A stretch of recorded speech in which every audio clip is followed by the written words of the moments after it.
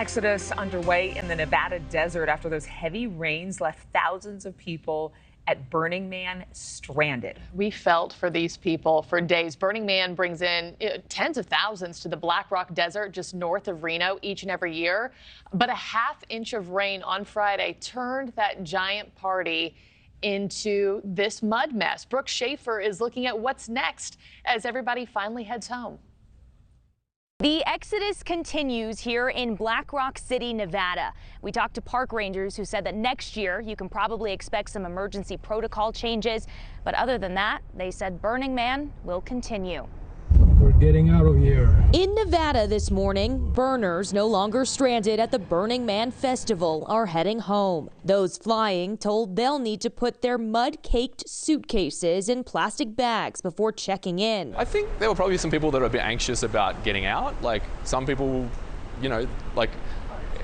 don't have like a week and a half or 2 weeks to spend in the desert. The exodus from Black Rock City, Nevada, a trail of tens of thousands of cars waiting in hours-long lines. Originally, the radio station reported that it was going to be a 5 to 6 hour wait, and then it turned into 7 hours. An unusually late summer storm over the weekend created a muddy mess. Stranding attendees told to ration food and water, delaying the ceremonial fires and the cleanup. We have seen some trash pickup out here, but this year's torrential downpours forced some people to leave behind their belongings, like these trailers and trucks. Park rangers telling us they expect people to come back and pick up their belongings left stranded in the mud. Burning Man prides itself on being the largest no-trace event in the world. The event site doesn't have trash cans. Whatever trash you make, you take with you. As revelers head home, at least one nearby town put up signs warning them not to dump trash there. Sure, there's a couple of garbage bags were left here and whatnot, but it's not that bad. It's for what it is, for the scale of Burning Man.